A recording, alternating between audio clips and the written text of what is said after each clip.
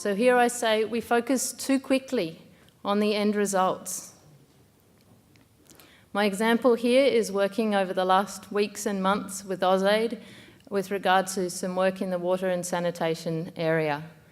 So a new set of funding has been set aside and focused on water and sanitation, and we're working within a very short, as usual, political cycle timeframe of 2 to 3 years. And so our discussion was around, well, so what results should we measure, and what should AusAid be accountable for? And inevitably, we come down to saying, well, of course, we have to include how many taps have we put in, how many people are able to switch on a tap and get some water, and how many toilets are there. And then, yet the thing is, we know that if to focus too early on that end goal, sure, we definitely want to get there, we want those people to have access, but to focus too early on those results is detrimental. So we know in Africa, for instance, about 20 to 40% of hand pumps that are put in with the best of intentions are not working a few years after projects have gone. Why is that? Take the toilet that's in the photo on this slide. So many toilets left unused. And so the thing is, we actually need to think about having viable institutions and organisations who will continue to support, to maintain infrastructure once it's there. And issues around behaviour change. It's not going to be enough to provide subsidies for toilets. We know that they don't get used unless there's much more longer-term change around behaviour and how people think and their cultural practices. And so my question in this discussion that we were having around this water and sanitation work is, why can't we just focus on these sorts of results, on making these sorts of changes in institutions, changes in people's capacity?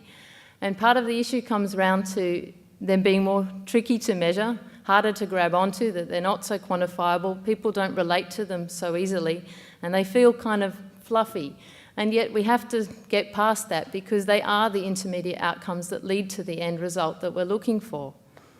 And an additional related issue is that also comes up from this pressure to have results kind of too quickly, is that we lose sight of the long-term impacts.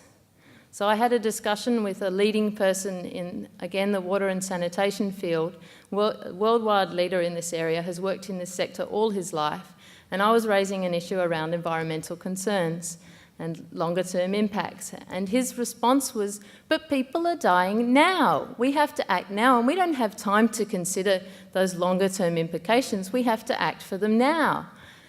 And my response was, well, we can't afford to wait and to think of those things later. We have to take responsibility for the type of infrastructure that we're, for instance, proposing in an urban area. And we know that, for instance, large-scale systems are going to create an enormous debt and a massive expense to maintain in the future. And we also know that the environmental outcomes for that of displacing nutrients to where we don't want them to be, we know that that's not the right way to go. We've been through that learning cycle already in developed countries. So my response was, we need to take responsibility now. We can't wait and think about that later and make a change that will impact on people's lives in a way that in the end is detrimental. So my point here is that we need to give much more emphasis to the necessary intermediary and much less tangible types of outcomes. And we need to value them. We need to see them as legitimate and to track progress in them. And we need to take responsibility for the longer term effects of the different sorts of paths to development that we choose.